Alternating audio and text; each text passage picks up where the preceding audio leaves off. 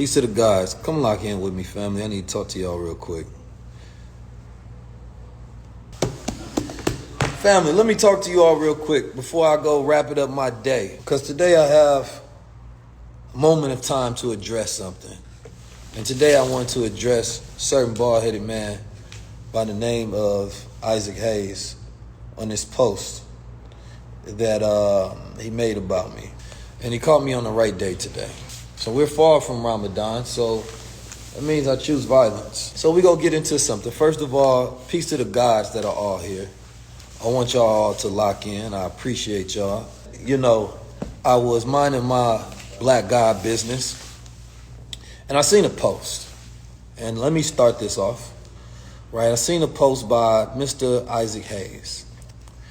And the post was first, shout out to Taraji P. Henson and BET for putting the country on Project 2025. Now, in that post, I impulsively looked at that and I dropped laughing emojis on it. Because I was trying to decide whether I was going to give BET a pass this year. But it's been on my mind. And it's been on my mind because there's a term that we've been talking about called blackface media. Black independent media is not allowed to grow because media is based upon advertisement dollars and the relationships you have with advertisement. But only safe black media gets advertisement. And so they try to stifle and or completely stunt your growth. And there is a division that needs to happen in black America. We talk about unity a lot, but there's a division that needs to happen when we talk about safe black America and real black America. Safe black America are people that fit into the paradigm of making themselves, safe for the white gaze, white advertisement dollars. So they're not going to speak truth to power. They're not going to be real. You're not going to get anything real from them. And we are in political season, to what you're going to see and what we are seeing is when we see celebrities outside, they're performing for the White House, they're pushing for Joe Biden. They're doing so because they're getting paid to. And they've been talking about Project 2025, which is the boogeyman of this conservative group, which is a plan for the Liberty Foundation.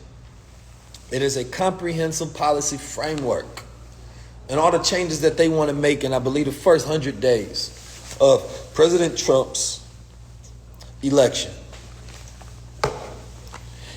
But then I looked at it and, I had a ticket to go to BET and I decided to give that to someone else, to a friend of mine. And, he said that he was disgusted and appalled by what he's seen at BET. He didn't see any strong black male representation. It was all agenda. It was all Walmart. It was all McDonald's sponsored. And I was looking at the post that he made and he said, shout out to Taraji Henson. And he said, shout out to BET for putting people on Project 2025. And he shows a Google graph that the searches go up. So I laughed. Oh, man, I laughed because it's so hypocritical, right? But in his next post, an hour later, after I laughed, he tags me and says that, what you laughing at? Come on now. So my first response after seeing this, what am I laughing at? Because I was going to let that get a pass for a second until I seen this next post. So, first of all, what am I laughing at? Right? BET isn't serious at all, which is why I'm laughing. BET is a joke. Everything attached to it is blackface media that degrades the culture, which is a worse agenda than Project 2025. Then I go on to say that sellout politics for money is a fake boule circus. So, of course, the clowns will applaud the entertainment at the circus. Now, I look at BET and I say they create so many black jobs and things of that nature, but we can't let them get away with it. They had a culture class and, it was a lot of gay black men and a lot of women on there, and I didn't see any of my peers up there whatsoever. Only people that were safe and only people that fall into the left agenda. Wasn't no gods up there. It wasn't nobody that's God body with knowledge of self up there. Y'all can allow a man to kiss the hand of Biden, But y'all won't even speak the name of the Honorable Minister Louis Farrakhan, who has a nation within nation that is helping with the mental, physical, and spiritual resurrection of the black man and woman in America, creating black families, jobs, opportunities, schools, whatsoever. But you would never push out a campaign to speak towards that whatsoever. But you would sell out, and you would use your platform to go against your brother. You will use your platform to parade. You will use your platform to go up there and dance and tap dance and turn to Bojangles. On one end, y'all niggas ain't nothing but entertaining clowns pushing death and destruction. And on the next end, you care about the political future of black America. And you like, we gotta push this out. It's all 100% fake. It's like when we had Juvenile talking about vax that ass up. It was the most clownish representation of something that I could possibly see in the culture at its highest level. So when I look at BET is Blackface Media. It is white-owned corporation that has a black-centric audience that takes the lowest level of our culture, right? And they put sponsorship and budget and ad dollars behind it and sell and serve us the most toxic fast food culture that we could ever get. Literally, they were serving McDonald's at BET. People were standing in line to get McDonald's. Now, we know how high our blood pressure is. We know how much cancer we got in society. We know how bad the health disparities are in black America. And that side of black America understood that when they was pushing the vaccine, saying, well, black people got to work. We got all the health disparities. Y'all need to get the jab. But then the culture gets sponsored by McDonald's. Now, that's not an issue. And he goes on to make a post that say, wait a minute, I'm not done. He said a lot of fake deep, woke, high-level intellectual activists need a villain. So you start off with fake deep, which is already disrespectful. So now we are away from the land of respect. High-level intellectuals, he's talking about me using the word high-level. Intellectual activists need a villain. Need a villain, need a villain. Do y'all think that we have to make up a boogeyman or a villain in this culture? Now we have to get to who or what is the villain. Why do we need a villain when there are so many of them? You think that we have a lack of devils, that we need a villain for relevancy? Then he goes on to say, you don't ever want solutions to the problem because if things get solved, you have no platform. Oh, man. Then we go on to, what are you without something to complain or fight against? What is a soldier without something to fight against? It's a very good question. See, a man is always going to find a war to win. But if you're not a man, you may not understand that. Your platforms thrive off exploitation of black plight, and you never wanted to end. Then that's what got me at the last part. You say exploitation of black plight. So now black intellectuals are the problem for the exploitation of black plight, not BET. Not BET. While you praise nigga culture, you praise Sexy Reds, and you praise all of those things that we see in the entertainment industry, which is completely about distracting the mind of the masses away from real problems, while sneaking in politics without even educating the people at a high level, without giving them any particular option whatsoever. This is super devilish to praise BET and then slam black intellectuals who are trying to get black people to think independently of a system so that they can save themselves. And then tag a few people that you consider to be safe so you can try to draw a wedge in a division. It's high-level deception. It's low-level tactics at best, right? And I think that you are confused in the mind on who and what the real villain is. Because the villain is the nigga culture in the first place. BET is the villain.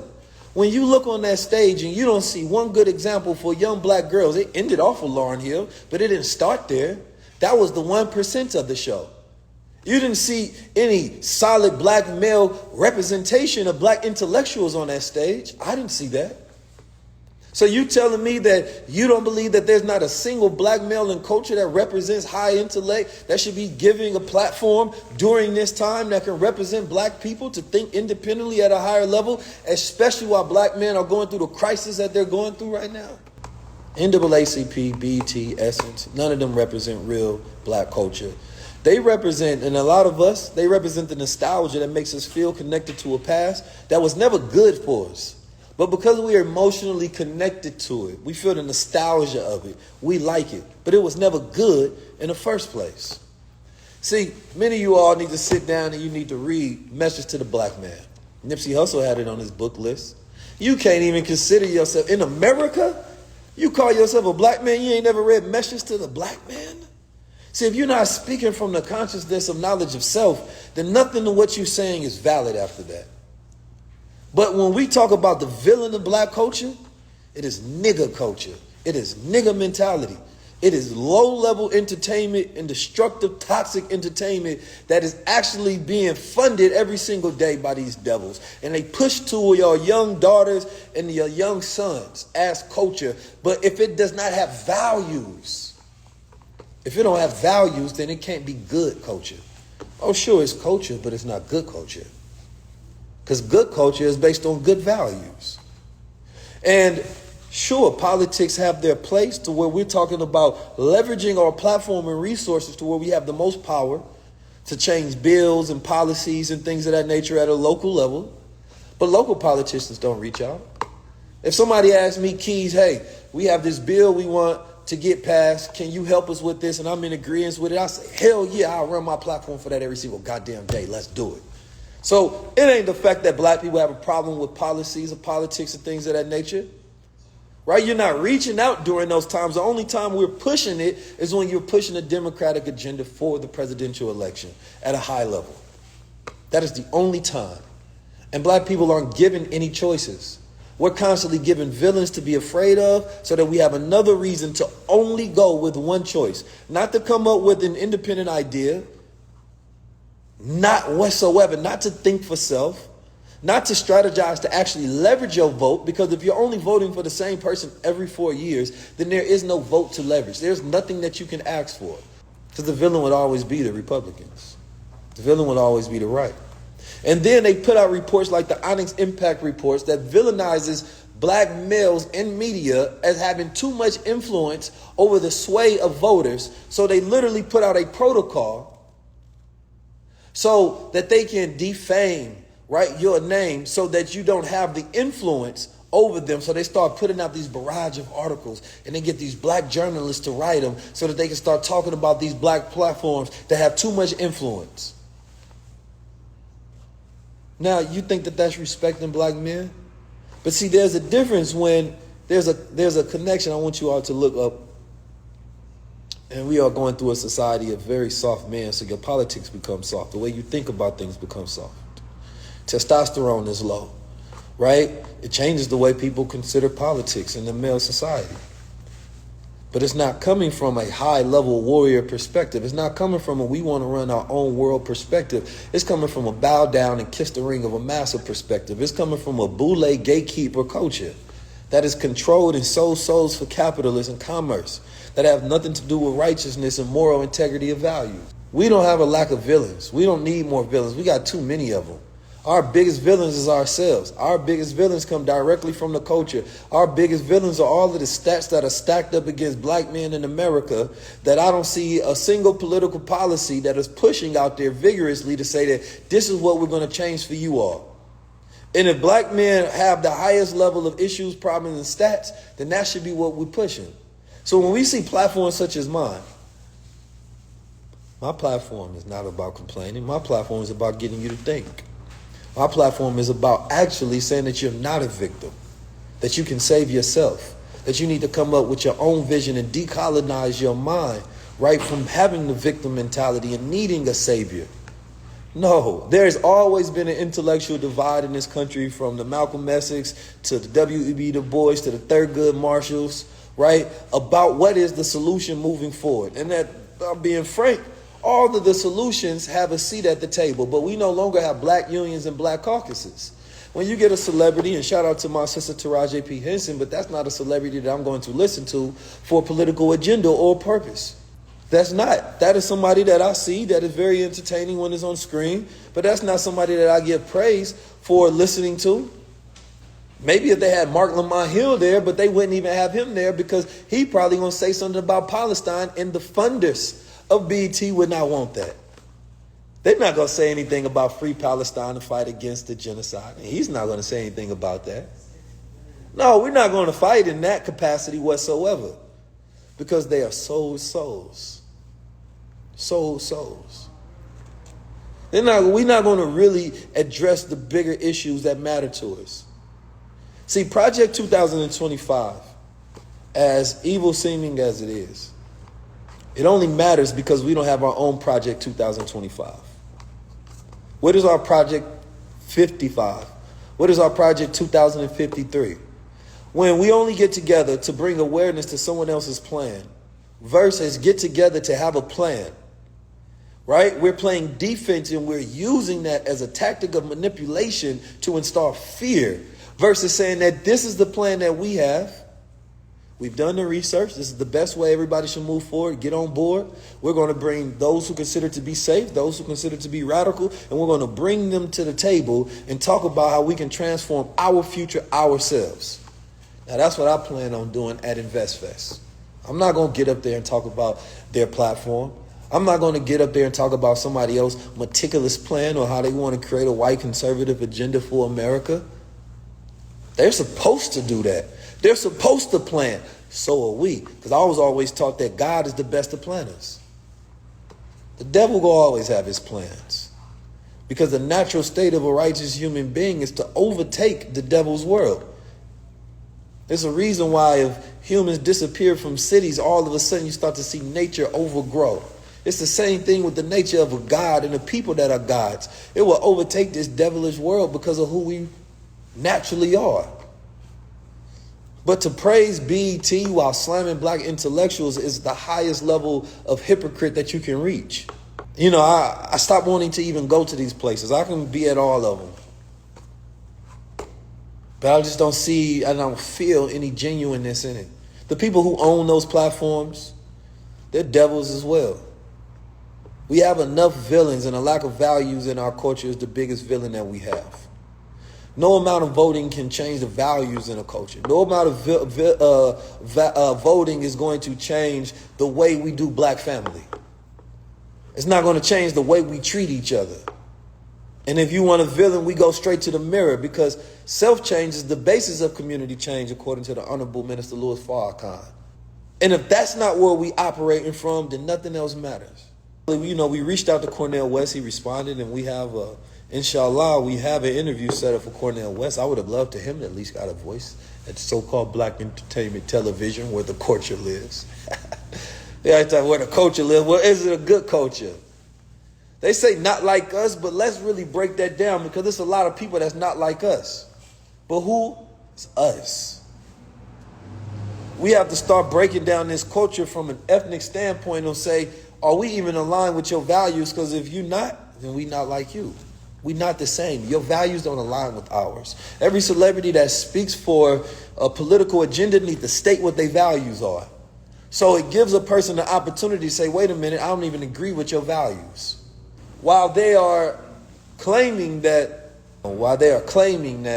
they're part of the culture, while they're claiming to be righteous and they're claiming to be all these different things, and we're claiming to be a people that are together. We claiming to say black culture, but we have to start separating it, right? When we look at the not like us, it was a separation of good culture and bad culture. And which one do we want to stand on? And I can understand why there's certain people who pick this side and that side because one is a culture of accountability, right? One is a culture that is steeped into the values of what we inherently find valuable and what we can build on. Community, right? Family, right? Righteousness, morals. You know what I mean? Something good, not this microwavable BS. Not this boule sellout circus that they keep pushing down our throat, especially by people who are stressed and depressed themselves. If it is not representing black men and women getting together and creating a family dynamic, then it is not good culture. If it is, well, at least they got a bag, it's not good culture. So we're going to be focused on what are the values and how do we create new images. How do we create new cultures and new paradigms and new solutions? And how do we use technology and resources? How do we establish political leverage in a way that we use it collectively to change the bills so that we can have economic opportunities?